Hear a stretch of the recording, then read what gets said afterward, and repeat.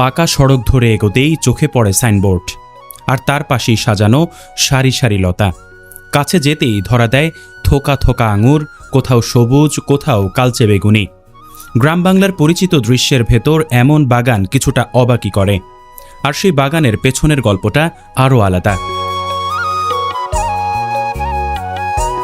কোনো প্রশিক্ষণ না নিয়ে ইউটিউব ও ফেসবুক দেখে এবং গার্মেন্টসে কাজ করে জমানো টাকায় গড়া একটি আঙুর বাগান গড়েছে ময়মনসিংহের ভালুকা উপজেলার মল্লিকবাড়ি গ্রামের বাসিন্দা মোহাম্মদ মুকসিদুল ইসলাম। আলহামদুলিল্লাহ, যে পরিমাণ ফলন আমার 10-11 মাসের গাছে আসছে আপনারা দেখতেই পারতেছেন। এবং হইতেছে যেহেতু এটা আমাদের নতুন, আমি যারা দর্শনার্থী আসে সবাইকে 1-2টা ফল খাইতে দিই। আবার যেহেতু আমি কিছু চারাও উৎপাদন করছি, মানুষের প্রচুর চাহিদা, কিছু চারাও নিয়ে যাচ্ছে তারা। তো সব মিলে আর কি আলহামদুলিল্লাহ মোটামুটি ভালো একটা। তিনি স্থানীয় মসজিদের ইমাম মোহাম্মদ খুরশেদ আলমের ছেলে। সম্প্রতি কামিল পরীক্ষা দিয়েছেন। জীবনের প্রয়োজনে 2022 থেকে 2025 সাল পর্যন্ত গার্মেন্টসে শ্রমিক হিসেবে কাজ করেছেন।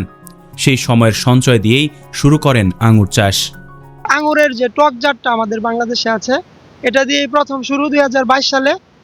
যখন আমি প্রথম এই জাতটি রোপণ করি, তো 7-8 মাসের মাথায় আমার প্রথম ফলন আসে আমাদের দেশীয় যে জাতটা আছে ওইটা। তো আমি ওইখান থেকেই মূলত এটা নিয়ে গবেষণা শুরু করি যে আসলে আমাদের দেশে কেন এটা টক হয়, বা কোনো ভালো জাত আছে কিনা। এটা ঘাটাঘাটি শুরু করি, তখন আমি অনেক বিভিন্ন সাইডে বা ইউটিউবে দেখতে পাই যে না, ভালো ভালো জাত আছে।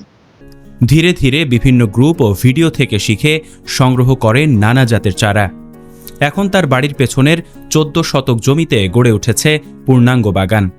তখন বিভিন্ন জায়গা থেকে জাত নিয়ে আসি, যেরকম নাটোরের একজন ভাই আছে, তারপরে আমাদের হালুয়াঘাটের রুহুল আমিন ভাই আছে, তারপরে আরো কিছু ইনপুটার আছে। তাদের মাধ্যমে দেশের বাহির থেকেও কিছু জাত কালেক্ট করি। তো মোট আমি 31টি জাত কালেক্ট করি। এটি 2022 সাল থেকে 24 সাল 25 সাল পর্যন্ত আমি আমার বাড়ির সামনে অল্প একটু জায়গায় 2 শতাংশ জায়গা হবে, ওইখানে বিভিন্নভাবে পরীক্ষা নিরীক্ষা করি। এবং ওইখান থেকে যে জাতগুলো সব থেকে ভালো হয়েছে, ওই জাতগুলো দিয়ে আমার এই 15-16 শতাংশ জায়গা হবে, এখানে আমি বড় করে মোটামুটি বাণিজ্যিক পরিসরে আর কি শুরু করছি। আর আমার এই বাগানের বয়স যখন 10 মাস হয়, তখনই আমার ফুলগুলো আসে। এখন আপনারা দেখতে পাচ্ছেন যে ফল অলরেডি ম্যাচিউরিটি চলে আসতেছে আলহামদুলিল্লাহ। তো এর ভিতরে আসলে এই আপনারা দেখবেন যে মোটামুটি অনেক ফল পাকতেছে, আবার কিছু ধরতেছে, আবার কিছু ফুলও আছে। তো আঙুরটা আসলে সারা বছরই আমরা কিন্তু ফলাতে পারি। এটার জন্য অভিজ্ঞতারও প্রয়োজন আছে, কিছু জানা বোঝার বিষয় আছে। তো এই সেক্টরে যারা আসছে তারা অবশ্যই এইগুলো বিষয় জানে। প্রায় 180টি গাছে ভ্যালেজ, ভিক্সন, গ্রিন লং, ব্ল্যাক রুবি সহ অন্তত 20 জাতের আঙুর চাষ করছেন তিনি আরও বলেন, তবে সবচেয়ে বড় চ্যালেঞ্জ হিসেবে তিনি দেখছেন বৃষ্টিকে। মুকসিদুলের ভাষায়, ফল পাকার সময় বৃষ্টি হলে পচে যায়, তাই পলিনেট হাউস করার চিন্তা করছি, তাহলে ক্ষতি কমানো যাবে। তো এই সফলতার পিছনেও একটা প্রতিবন্ধকতার বিষয় আমাদের বাংলাদেশে অলরেডি আমরা যারা 3-4 বছর ধরে কাজ করতেছি, এটা একদম পুরাপুরি উদ্ঘাটন করছি। তো এই বিষয়টা হইতেছে আমাদের দেশে যখন আঙুরটা পাকে, তো এখন কিন্তু প্রচুর বৃষ্টি। তো আঙুরটা যেহেতু এটা রসালো, সেই জন্য আমাদের দেশে বৃষ্টি যখন টানা হয় তখন আঙুর পচন শুরু হয়। তো এটা আমাদের দেশে সব থেকে প্রতিবন্ধকতার বিষয়।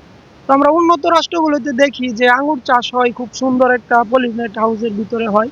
তো আমাদেরকেও যদি সরকারিভাবে এরকম ভাবে করা হয় যে সিস্টেম করে দেওয়া হয়, সহযোগিতা করে দেওয়া হয়, এরকম পলিনেট হাউসের ব্যবস্থা করে দেওয়া হয়, তাহলে আমাদের বাংলাদেশে যে তরুণ উদ্যোক্তাগুলো আছে আমাদের মতন এরকম সাহসী উদ্যোক্তা যারা বিদেশি ফল নিয়ে কাজ করতে চায়, তাদের জন্য এই পথটা একটু সহজ হবে।